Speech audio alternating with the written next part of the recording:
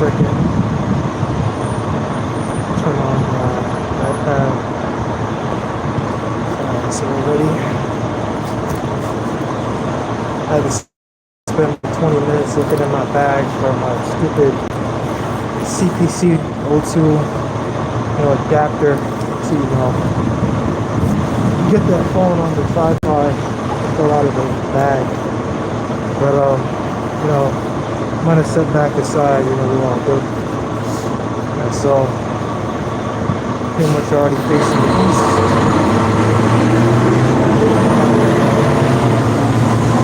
Panama, and we're in business. So, when you're off the down, she's around about here. I say, Kolai Mo Yehovah Bashim Al-Shad, Bashim Al-Takadash, the one of the elders and apostles who did most on, who do really teach well, and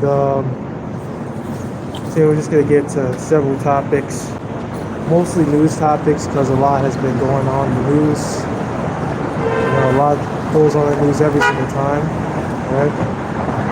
So, I don't know the full context of Habakkuk. I think it takes place around the time of the Babylonians, I believe, don't quote me. But, so yeah, we do hear Habakkuk, ministers during the death throes of the nation of Judah. Though repeatedly called to repent, the nation suddenly refuses the change of sinful ways. Habakkuk, knowing the hard-heartedness of his countrymen, asked God how long this hard-heartedness of his countrymen, asked God how this intolerable condition can continue.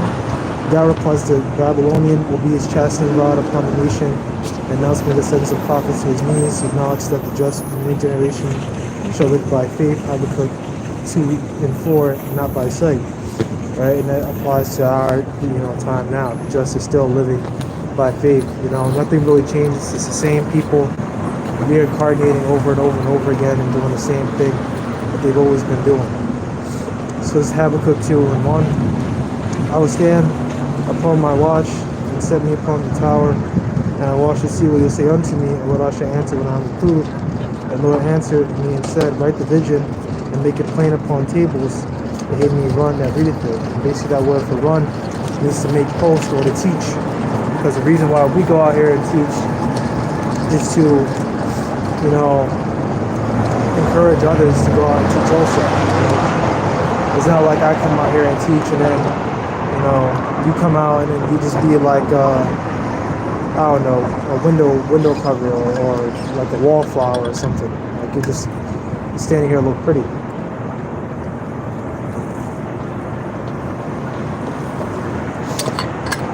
That's a good video topic. GMS doesn't call brothers to be just look pretty, or you're not just here to stand around and look pretty. I think that might be better, because you're not called out. You're standing there, you look tough or something, or you got big arms or something. You're just standing there flexing or some shit. Yeah, that's what these other camps do. You got like one speaker and then everyone else is just kind of standing there, and I guess they rotate readers and stuff, but you're not supposed to just stand around. Like when I go to GMS pages and I watch their camps, everyone, even the guys that are reading, everyone pitches in. Everyone pitches in. Everyone brings out precepts. Everyone goes into stuff.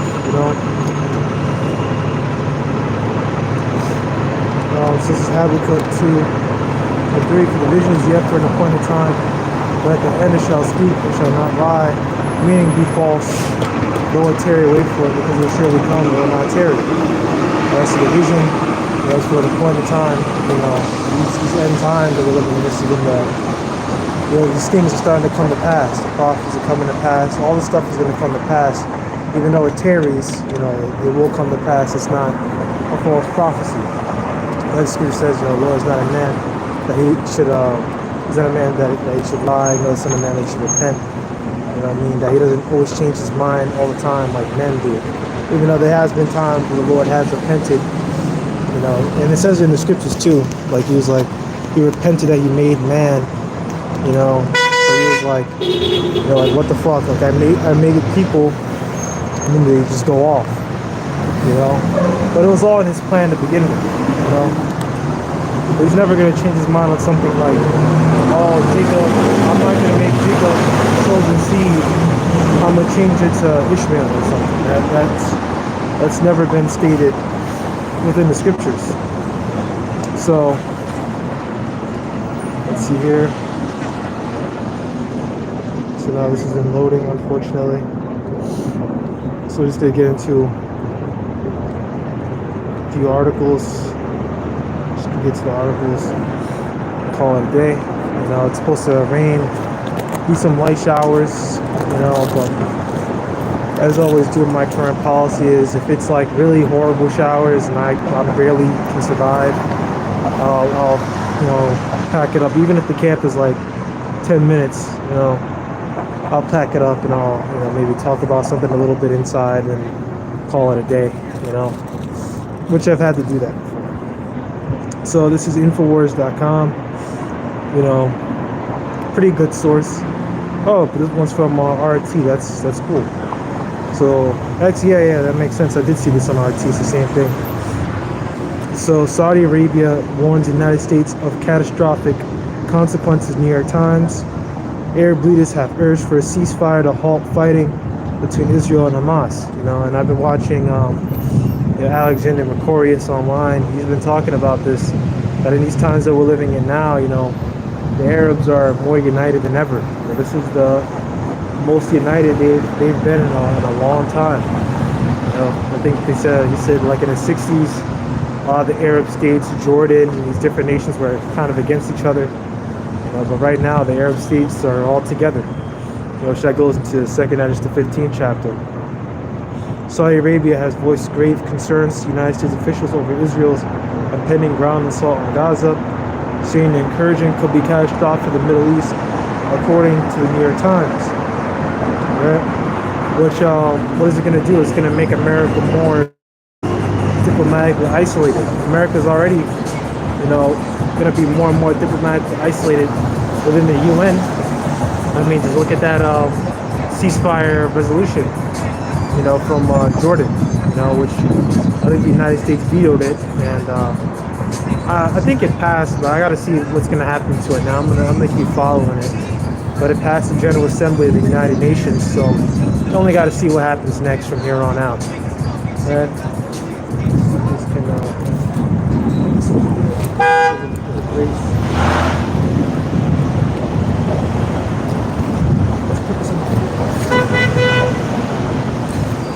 there we go.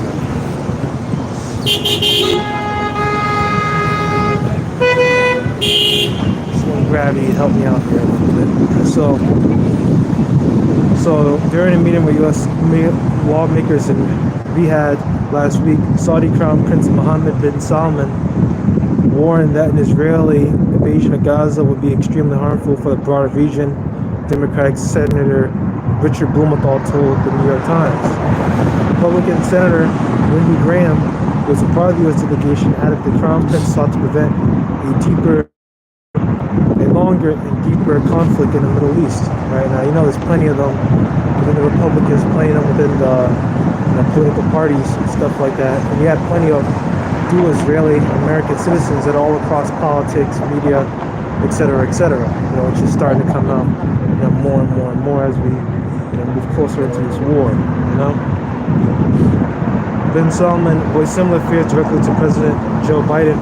The two leaders spoke on Wednesday, stressing the need to avoid a situation that affects the security and stability of the region. He went on to call for a fair and comprehensive peace that secures the legitimate rights of Palestinians and urged Israel to lift its siege of Gaza. You know, as I said before, or I'm not sure if I said it, but I do agree with Alexander Mercorius. I think that at the end of this conflict, America, all the NATO and the EU nations are going to eventually turn against America on this issue, and that the two-state solution that was proposed for Israel and Palestine will come to pass, and that Palestine will become its own state. I think that it's only a matter of time before that happens. But I think it's very possible. It's a very possible conclusion. So Right. The White House has signaled strong support for Israel since the daily Hamas attack earlier this month, which is debatable. A lot of people say that it didn't actually happen. A lot of people say that it's false flag, but I don't really know, man. It could be a false flag, but I think it was an inside job. I think they let it happen. Personally, but that's my opinion. I have freedom of speech. No one can tell me how I'm gonna think. Like, I'm not gonna let the media. I'll say like this. When people tell me to think, of course, the truth, but I'm not gonna let the media dictate, how I think. Free thinking individual, so-called, even though there's no real free will.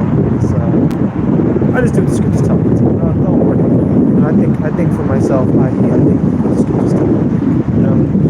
Which is thinking for yourself. Which is there's no free will, so I've just chosen. Well, okay. White House has seen a strong support for Israel since the Delhi Hamas attack earlier this month in response to the heightened tensions with military deployments across the Middle East. U.S. officials say the moves were meant to deter outside actors from taking part in the Gaza war, particularly pointing to Iran and affiliated military groups in Iraq, Syria, and Lebanon. Personally, I think Iran is gonna be more reactionary to this kind of issue. Iran, Russia, China, they've been having frequent talks about this. Iran is going to stay pretty much out of this whole thing and only be reactionary. Right? During his call, bin Salman, Biden also spoke of the need to prevent the conflict from expanding, suggesting that state and non-state actors would seek to get involved. Other Arab leaders have echoed bin Salman's concern in recent days.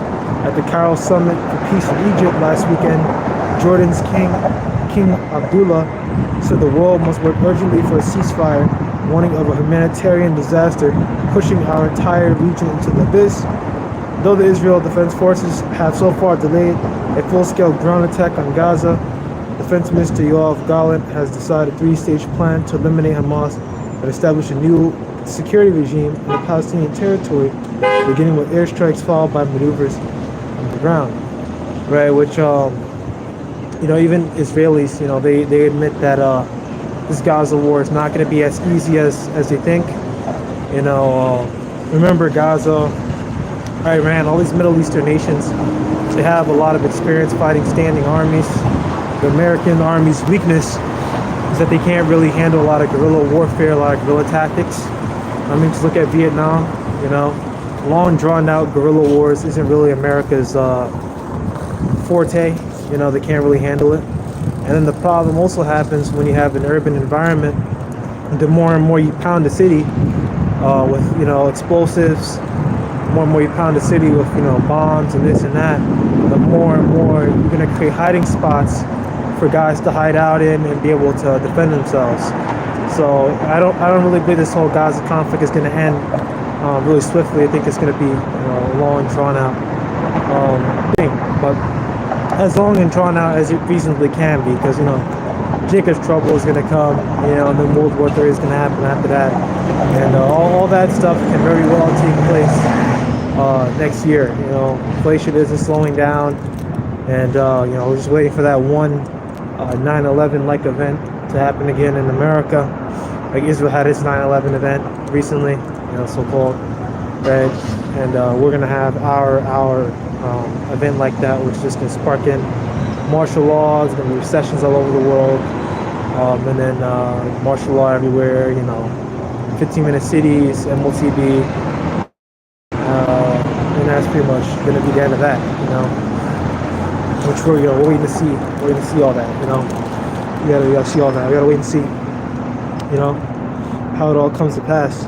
The scriptures give us certain pieces, but now we can kind of glean out the details, but we're not going to be able to glean out 100% of the details. I don't know exactly what is going to be the false flag event or what they're exactly going to do. Right? The IDF has mobilized 260,000 reservists in preparation for the assault as pounding Gaza with daily air raids for nearly 3 weeks. More than 1,400 Israelis have been killed in the latest bout of violence, in addition to over 7,000 Palestinians according to local officials. Right? Well, I said Palestinians are going to lose men, but they're not going to The whole thing is I think eventually will just end in a ceasefire, and then a Palestinian state will be recognized. I think that's very likely. It could very well happen, even though the United States is never going to acknowledge it. Russia and the other Arab states, they pretty much said that they're going to acknowledge it. So at the end of the day, that's what matters to them. You know, if that happens and Russia acknowledges Palestine, Palestine becomes a state, and that's just going to further cement Russia's dominance over the region.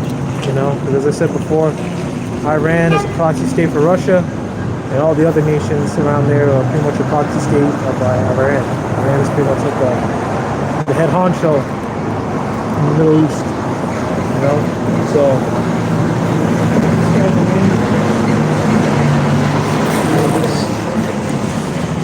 Here, move that right in there.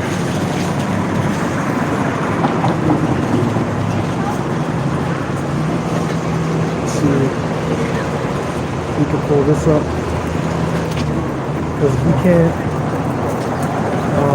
I'll just get something else while I wait, because I don't have my Apocrypha. I unfortunately left it at home. I was in a hurry to get up out of here. It's best to start camp early if you can, you know.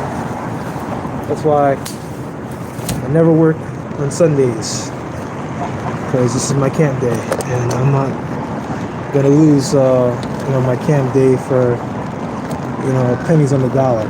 So I rather, and I don't want anything to get in the way with my camp day either, because this is like literally the only day I can reasonably come out here and come teach. So you gotta deal with this goofy ass close-up, but you just gotta deal with it until hopefully the rain goes down a little bit.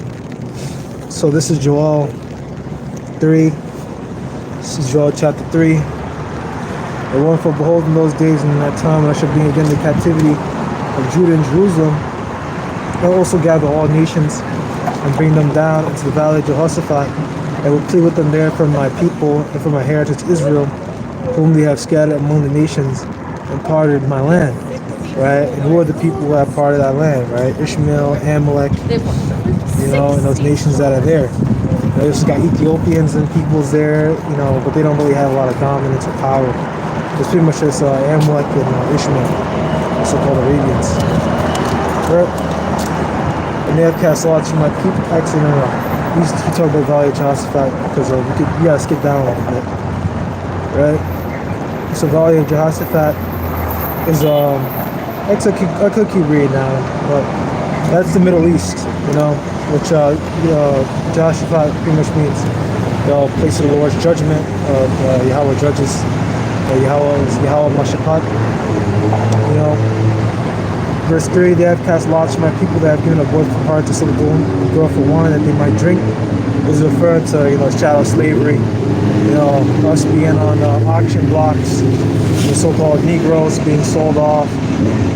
Native Americans were sold off as well, to like places like Europe, but I don't believe it was as high as Judah. Well, it couldn't have been as high as Judah, because Judah and the Southern Kingdom, because Judah and the Southern Kingdom, they say like millions were taken, you know. But the ones down here, they already had them, and they worked them, and they killed some of them and stuff, you know. Well, they killed a lot of them. Verse 3, yea, and what have you to do with me, O Tyre and Zidon, and all the coast of Palestine? Will you render me a recompense? And if you recompense me swiftly and speedily, will I return your recompense upon your own head? And pretty much referring to the Ishmaelites that are in that region, the Arabs. You know, because you look it up, the Arabs are actually involved into the slave trade. You know? So I could just go on down. Verse 9. Proclaim me this among the Gentiles, prepare war, wake up the mighty men, let all the men of war draw near, and let them come up. Beat your plowshares into swords and your pruning hooks to spears. Let the weak say, I'm strong. Assemble yourselves and come all you heathen, and gather yourselves together about thither. Cause thy mighty ones to come down, O Lord, and the mighty ones of the angels. Alright, so verse 12, let the heathen be awakened and come to the valley of Jehoshaphat, it says in the Middle East. For there will I sit to judge all the heathen round about. All right, which is going to happen. You know, pretty much while World War III is going down, that's when what he calls Christ returns. The nation's going to stop fighting and turn their weapons on Christ. And they're going to be absolutely obliterated. You see, some rain. Yeah, it's still bad. So, I said before, I don't know who's watching, but, you know, slack you for this goofy ass angle. You know, you get to look up my fucking nose, but it's fucking raining. So, we can go ahead and get to 2nd Esdras 15, talk about the dragons of Arabia that Esdras prophesied about. You know, about 2,500 years before our time. That was when Esdras was around, because 2nd Esdras, the 14th chapter, talks about this 12 parts, 9.5 is past, you know, basically. And then, you know, there's basically 2.5 parts left, which, you know, the half was until Yahushua came, because 500 years after Ezra came Yahushua, and then 2,000 years after Yahushua is our times right now, you know, which is the end. So let's get this. As I said before, I'm a little guilty of using the Hallies. I really shouldn't use it that much while I'm camping, so I can work my memory, but I gotta use it right now just so you know, I can get these apocryphal scriptures and things like that. So this is the book of 2nd Esdras, chapter 15.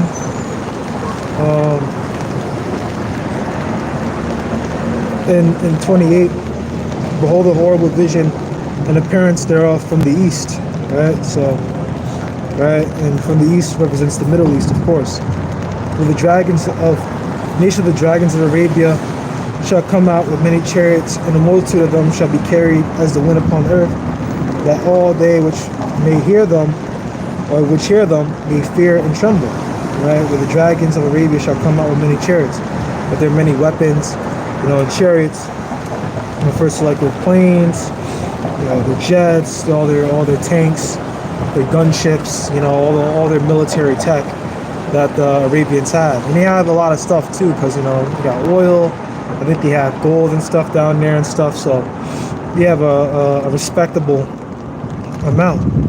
Right? There's a reason why whenever, you know, presidents go down to Arabia, they always get down and they kiss the finger, they kiss the rings of you know, these Arabian kings. You know, and as I said before, you know, this goes into basically the Arabs turn against America, which you know, we're seeing right now, because the Arabs pretty much warned the United States of disastrous consequences if they continue you know, aiding Israel in its war against Gaza. Right, also the Carmenians raging in wrath shall go forth as the wild boars of the wood. With great power shall they come and join battle with them, and shall waste a portion of the land of the Syrians. Right, and Carmenians, you go back into it, goes into Iran.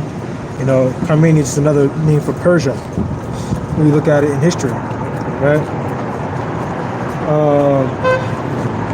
right. So join battle with them, meaning much means that the Iranians are going to join up with the Saudis, you know, and all those nations are going to join up with, of course, the Russians or the Medes, you know, which I think that might be Jeremiah 50, might be Jeremiah 51 that talks about it, or 49. One of them goes by the Medes, right?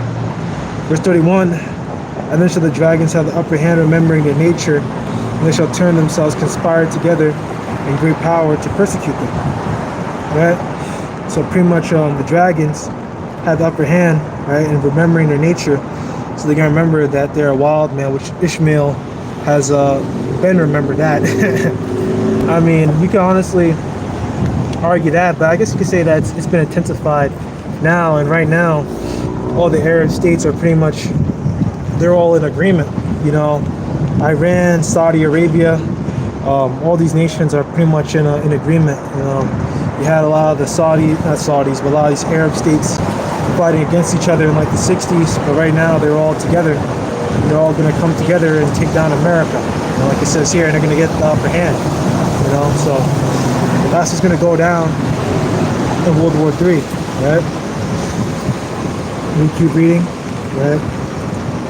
Right, verse 33, for the land of the Syrians shall the enemy besiege them and consume some of them, and in the host shall be fear and dread and strife among their kings, right? Because you have a lot of Ishmaelites, and also here in America as well, a lot of Arabs. And we look at the halal spots, all the halal restaurants.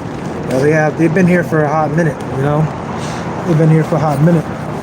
A lot of them probably came as refugees. Well, a lot of them came as refugees, of course. A lot of them just came down here looking for work, But yeah, plenty of terrorists and sleeper agents that are down here in America, And as more and more people come in, immigration, this is what you're gonna have. You're gonna have these sleeper cell agents, these sleeper cell, kind of proxy terrorist groups come down here, and they're just gonna come down and wreak havoc. When that time comes.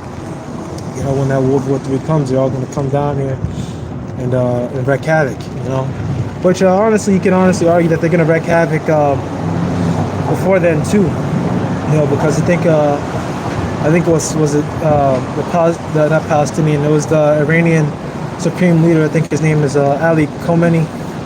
He said that he was calling for terror attacks, for attacks to come up Friday the 13th, starting Friday the 13th, but nothing really happened of note. There was one stabbing within France, but there hasn't been a lot of stuff coming out as of yet, but there will be more terror attacks. There will be, more riots, more destruction as time goes on, So that was that. What I also want to get into, because I wanted to draw the 3rd chapter already, right? Just because we're talking about World War III, I want to get into this. Alright, this is the book of 2 Editors 13 and 1. And it came to pass the 7 days I dreamed a dream by night, and lo, there rose a wind from the sea, that it moved all the waves thereof. And behold, lo, that man waxed strong with the clouds of heaven, and when he turned his countenance to look, all things trembled that were seen under him. Right, which is talking about Yahushua, and all things trembling. Pretty much all the nations are going to fight him, shall look in fear. It talks about the same thing in Revelation, the 1st chapter. They shall wail, which behold him. Right, verse 4. And whensoever the voice went out of his mouth, all they burned that heard his voice, like as the earth faileth when it filleth the fire, right? And this is talking about the chariot laser beams, and not his literal mouth. Now other things you hear about, like the trumpets and stuff like that, that's talking about the chariot's speaker system. The chariots have a speaker system where you can hear someone's voice from afar. Obviously, the same thing you have with the headphones or with the speaker. Like if there's a speaker going on right now, and I could be miles and miles away, but you can still hear my voice. Essentially, it radiates your voice outward. But this is more like a speaker where the pilot is close up and speaks from afar. But the one that's talking about Revelation 13 is talking about the chariot laser beams. But in other ones, you hear like a loud voice. The angels had a loud yell. It's like the angels use the speaker system. The trumpet is the speaker system of the chariots, right? Just able to radiate noise, right? Verse 4. Whatsoever the voice went out of his mouth, all they that burned, they heard his voice, like as the earth faileth when it filleth the fire, right? Which is what's going to happen, right? Because all these nations are going to come and fight World War I, and then in the middle of it, Yahushua is going to come. Verse 5. At this I beheld, and lo, there was gathered together a multitude of men at a number from the four winds of heaven to subdue the man that came out of the sea. Alright, so there's gathered a multitude of men at a number from the four winds of heaven to subdue the man that came out of the sea, right? So pretty much taking place in the Middle East. You can have men coming from north, west, east, and south, all from these different nations. The Arabians, they're all going to come together and try to fight Yahushua. you know, because they're going to be fighting against America. They're going to be fighting against America, you know, Israel, and these various nations in the Middle East. But pretty much, they're all going to stop fighting and start, you know, turning against Yahushua. I can't remember which president who said it, but brothers mention this all the time. I think it might have been Nixon, but he said if there was like an alien catastrophic event, wouldn't humanity, you know, stop its differences to fight against the alien threat, you know? Which that's the way they're going to see the chariots. They're going to see the chariots and think that they're some sort of alien spaceship, and they're going to try to fight against it, you know, which is only going to end terribly for them, you know? Only going to end terribly for them, which, you know, kind of goes into it as you see here. Verse 6, but now it's talking about something else. About behold, and lo, he created himself a great mountain that flew upon it, right, which is really a chariot, and it's really big. It's so big that, you know, it just covers the sky, you know. Verse 7, but I would have seen the region of place without where the hill was graven, but I could not, meaning that the chariot was so big, you couldn't see the ends of it. That's what it means that I would have seen where the chariot was graven, right? Because when something is graven, like say if you take like there's some plants in front of me, right? Say like I was able to like lift up the plant, you know, from the ground or something, you would see where the whole thing was graven out, where you pulled it out of. You know, like if you pull up plants from the ground, or say you were to uproot a building, you can see the edges of the building come out. So pretty much the chariot is not able to see the ends of the chariot where he could have possibly pulled this mountain out from out of the ground, because he thinks it's a mountain. You know, it's ancient, you know, terminology. You know, they didn't have words for these things. You know. Like Revelation 9 talks about the scorpion's tails, about the World War I fighter jets. You know, he didn't know what a rear gunner was, or that, you know, it was a machine gun. He didn't know what a machine gun was. They didn't have anything close to a machine gun in those times, you know? Right? Like also Revelation 16, I think. It talks about how there was tumors and things like that coming upon people who had the mark of the beast. But did he know that it was cancer?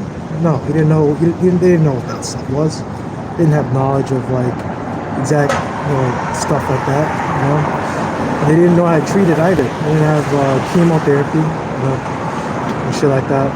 I don't know if cancer was around back then. You know, probably was. So Revelation 13, well actually I think it was, because they talk about other things with bubbles and people getting kind of like sores and stuff like that. I think that's supposed to be like cancers or just tumors, you know. So this is 2nd Edges 13 and 8. After this I behold, and lo, all day which you gathered to subdue him were sore afraid, and yet durst fight. Right? So all these nations, they're going to be, you know, afraid. They're going to fight anyway, right? Because the Lord's going to put the spirit on them, for them to fight, and pretty much lead to their own destruction, right? Verse 9, lo, as I saw the vines of the multitude that came, he now looked it up. I'm going to read this again, because it's loud, right? Revelation 13, 9, lo, as he saw the vines of the multitude that came, he looked it up, now lifted up his hand, nor held sword, with any instrument of war. Right? So he didn't carry a sword or any weapon, right? Because he's using a chariot laser beam. He's using the weaponry of the chariot, you know, which is long range. We're good here. You don't have to look up my nose. Okay, with me. Almost closed my umbrella on my hand, but yeah, you don't gotta look up my nose anymore and deal with goofy ass angles. All right, so yeah, there we go. That's much better. Right. Right, no any instrument of war, right? And then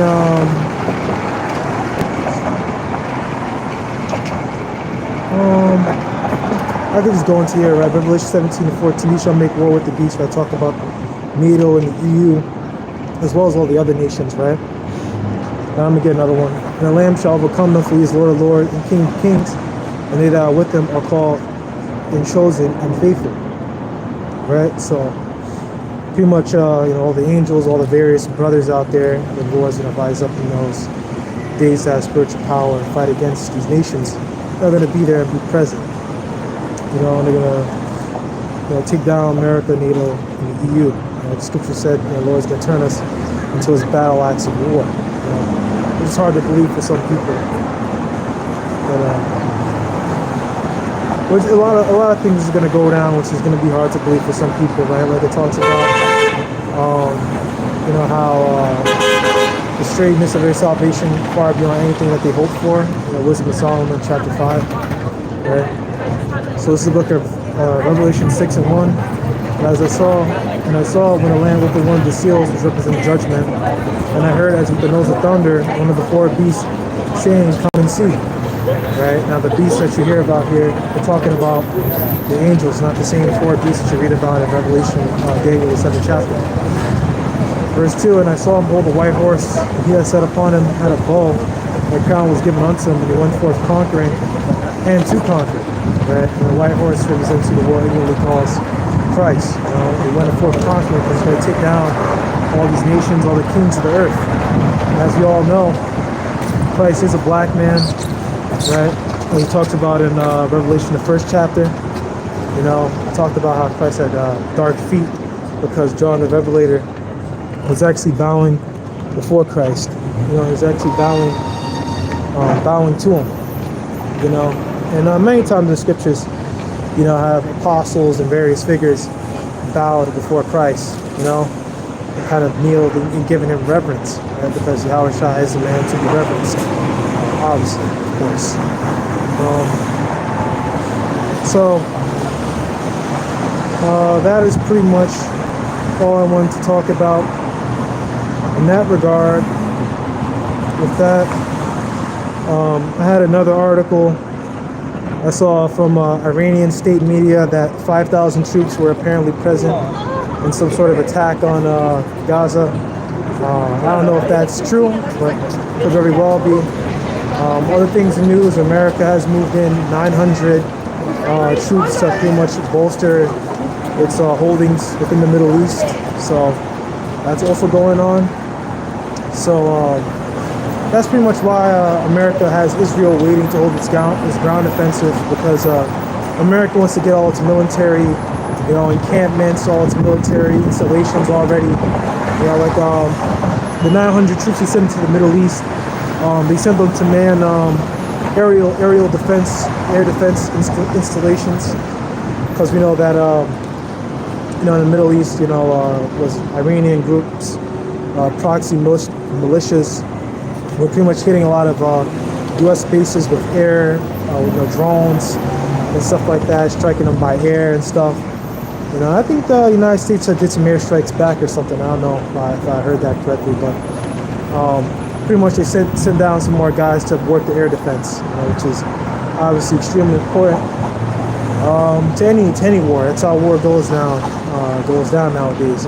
Air defense. I also got technological warfare and stuff, and blocking communications. Like Gaza is currently blacked out, they say. And I think Musk said he was going to give Starlink to Gaza, so I don't know if the military is going to make use of that, but maybe they'll get their hands on it somehow. We got to wait and see. So this is 2nd Ezra 14th chapter.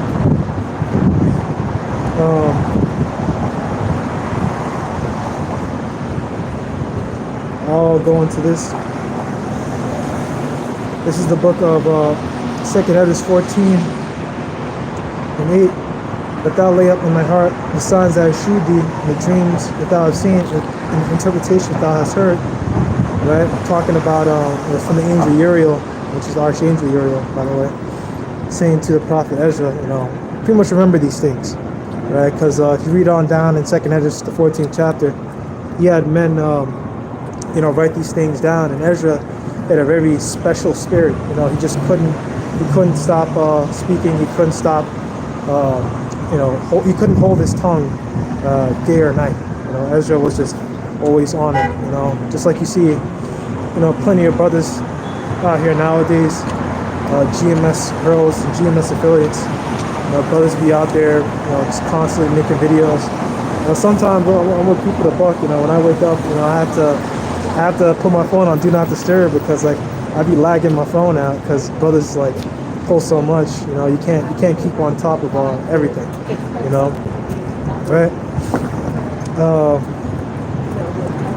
This is book of 2 Ezra 14:9. For thou shalt be taken away from all, and from henceforth thou shalt name my son, and with such as be like thee until the times be ended.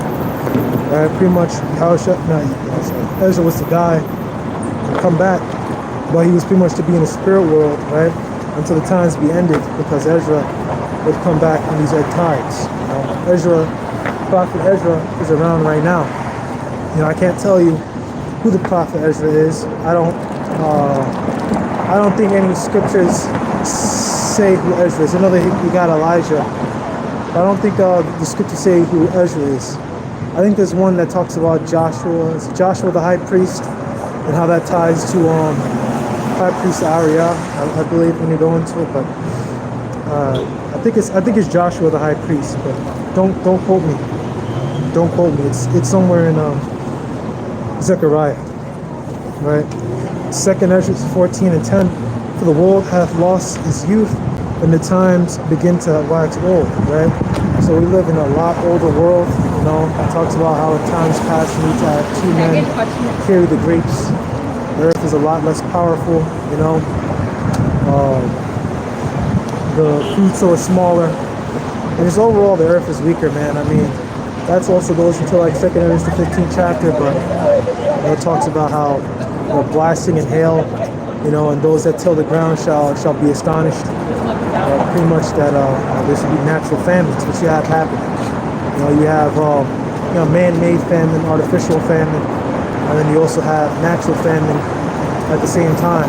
You know, where these crops are kind of dying off and stuff like that. You know, it's gonna keep happening. You know, because all the food is gonna go down as inflation goes up. Of course, inflation is directly tied to famine, because pretty much as supplies get dwindled, the little that is there is going to be priced at a lot higher, you know. So imagine those days, a piece of bread is probably going to cost you like hundreds and hundreds and hundreds of dollars, maybe thousands, you know, because it's just going to be that much inflation.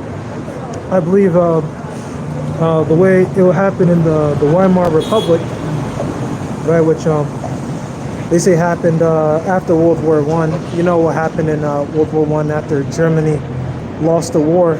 They basically put on extremely harmful, extremely detrimental reparations payments for Germany, which essentially bankrupted the nation, and they basically had to come back for World War II eventually.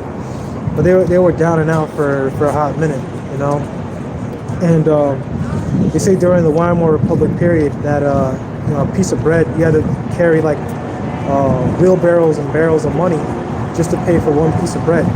You know, and that's how bad inflation was. That's how worthless the currency was. You know, which that's what inflation is. It's when the currency loses its value. Maybe this camera, I guess it's someone like bumping into my camera or stuff.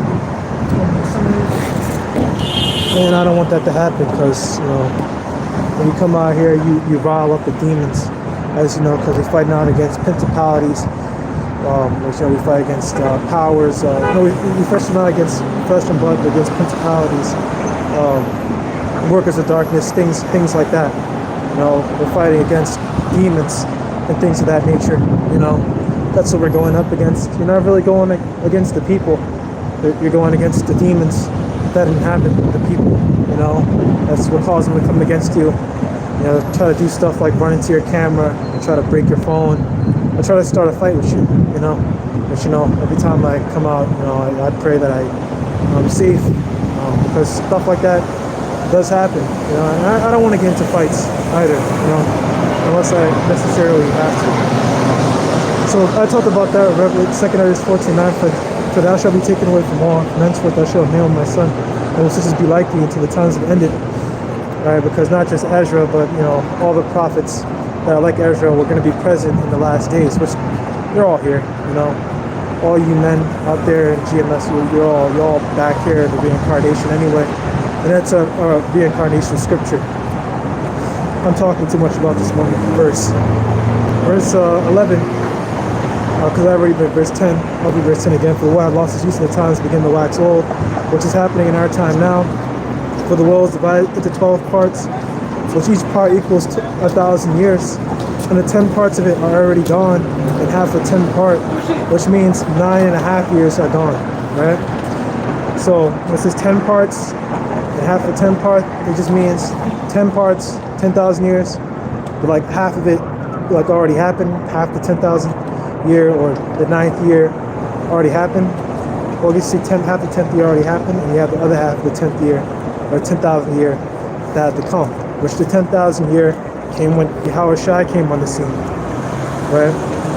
And there remaineth that which is after the half of the 10th part, which is pretty much from Ezra to Yahushua, because Ezra was around like around the time of like the Persian Empire, so around about, you know, like 530s to 500s BC, all the way down to Yahushua, you know, which is, you know, obviously 0. And then you get, you know, 80, 180, 280, 380, 480. I think it's different for a common era, but most people just use BC anyway. Verse 13, actually, half the 10th part, right? And then when you go doing the math into all this stuff, this gives you a direct timeline of you know, our time, because you have half the 10th part, which already happened, and then you have the other 2 parts, which are 2,000 years. But it's our time now until this time to be over, which is till you know, the world ends, or this time period reaches this conclusion, which is eon in Koine Greek, right? So this current eon reaches its end, right? So actually, I'm gonna go ahead and get it. Let me go ahead and get it.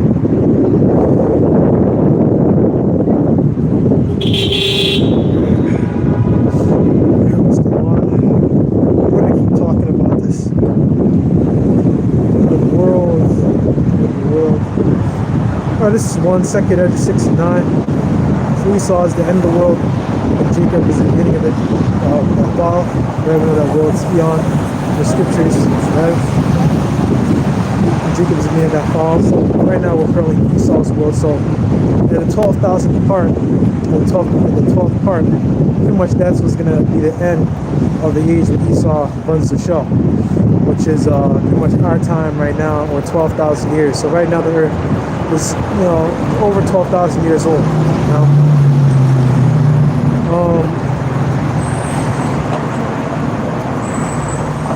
Another world for witness.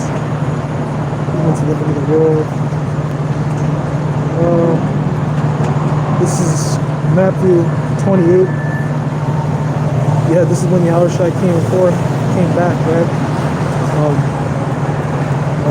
So the wish took us about. Okay, come. This is when Yahushua advised again. Yeah, Yahushua advises for self-interest. This is Matthew 28 and 16. Then the 11 disciples went away into Galilee, right? Because Judas, you know, he killed himself into a mountain where Yahushua had appointed them. But when they saw him, they worshipped him, but some doubted. And Yahushua also this chalk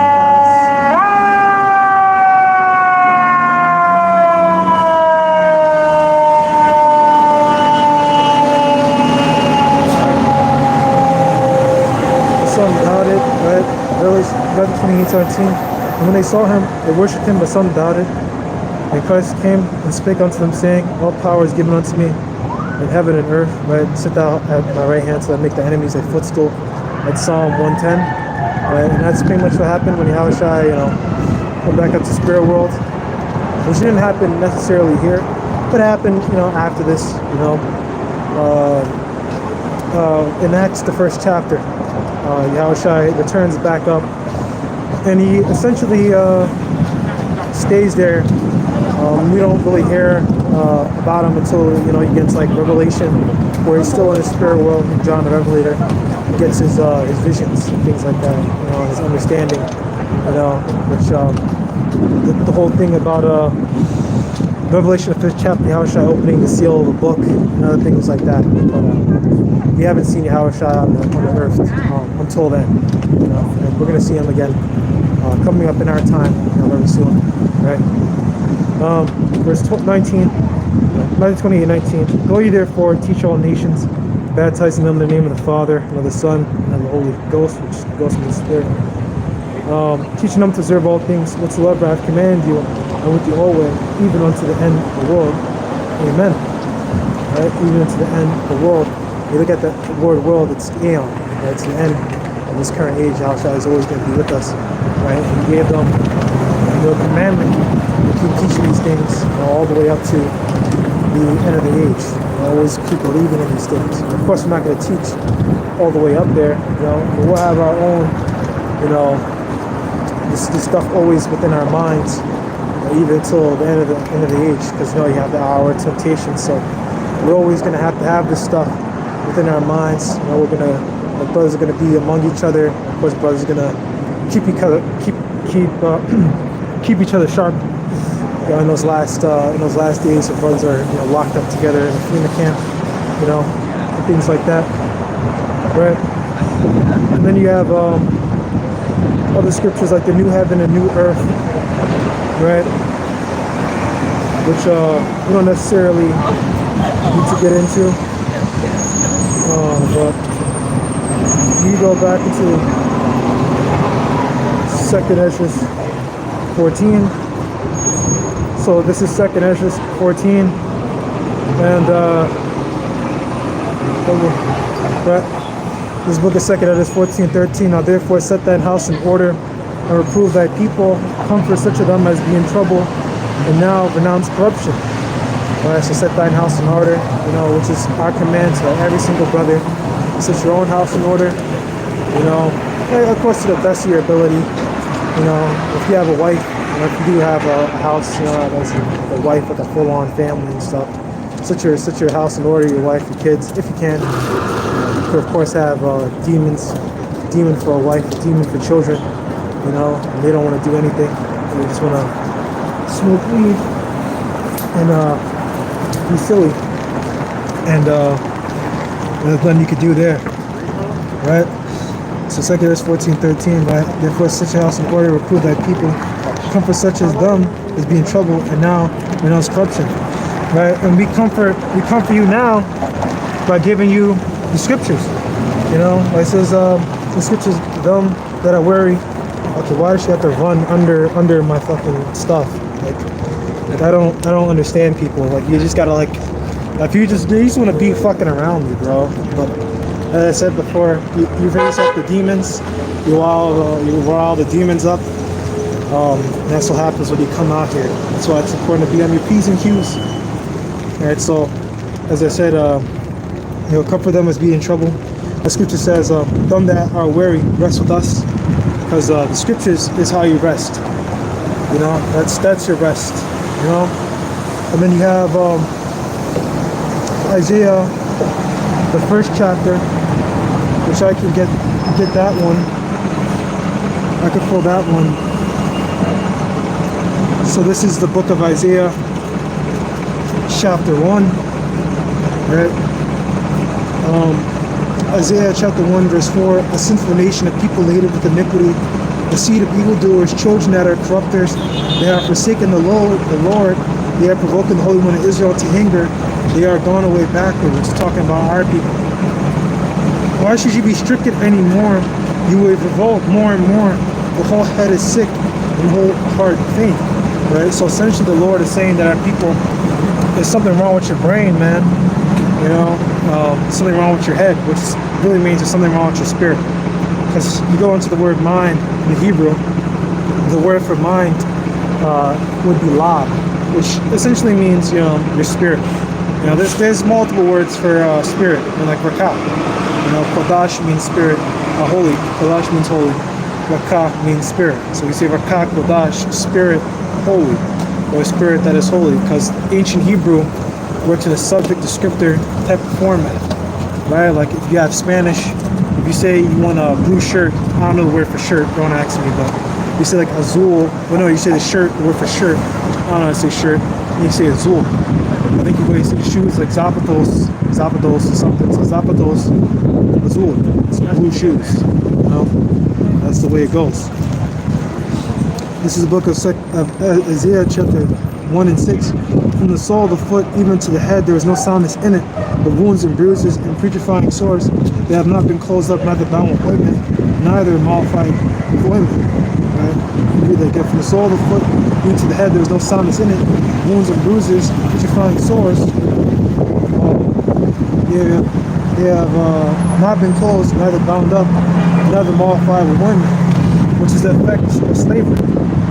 You know, and the ointment is the scriptures, because the way you counter, you know, the system of white supremacy, you know, and this mindset of white supremacy, which, you know, permeates heavily within our people. And I guess you could say unto these times now, right? Now Judah is starting to be riled up. Now Judah knows who his enemies are. Guys like Tariq Nasheed are rising up.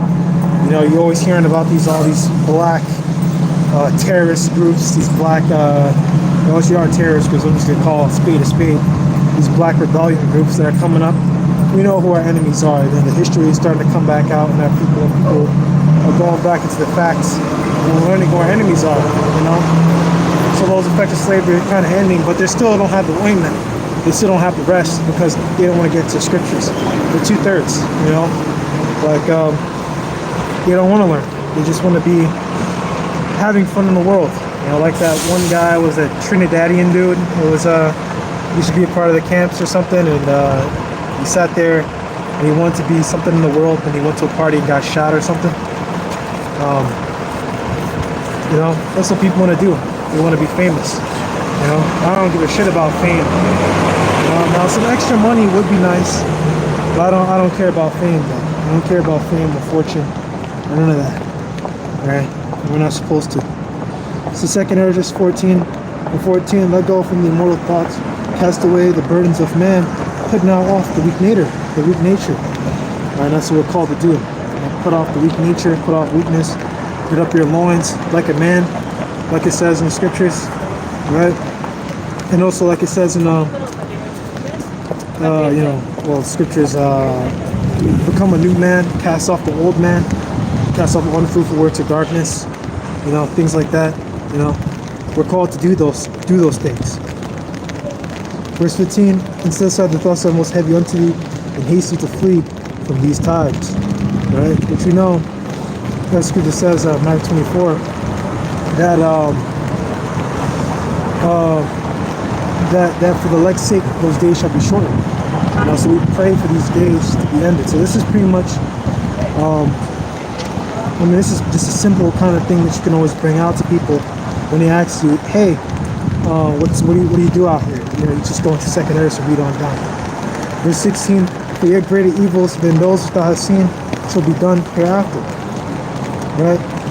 Because, which is 100% true. And that's this time you had wars, you had sieges, and things like that. You had stuff like that, but the amount of death and carnage that took place back then, it's no level, it's no comparison to the amount of death and carnage and death and just the amount of damage that today's weaponry and things that can happen nowadays, you know, with our current tech. All right, so I think I pretty much made my points.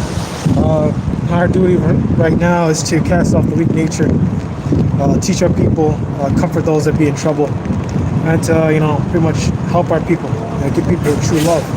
Like it says, the scripture says, open rebuke is better than secret love. So that's what we're supposed to be doing.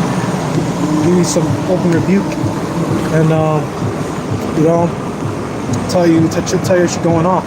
Not because, you know, we want to, you know, just get on you, but get on you because we want you to be better. We want you to do better. You know, like if you ever have like a coach, like if you ever play a sport, right, like I used to play rugby, right? My coach used to get on my ass all the time. You know, oh, you're not hitting hard enough. Oh, you're not tackling hard enough. Well, what the fuck was that? Why are you running so slow? Pick it up. Why the fuck didn't you catch the ball? Right? It's not because he's just the one to get on you, just to get on you. He's getting on you because he wants you to do better, you know, and he believes that you can do better. You know, it's really for your benefit. So the rain is starting to pick up. I'm gonna say Kalayamba, Bashimi Hawashai, and Zebulon to the elders and apostles, the GMS, Google, and T12. And that's it for me, young brother Shemashua, Kwanya Hawada, signing off.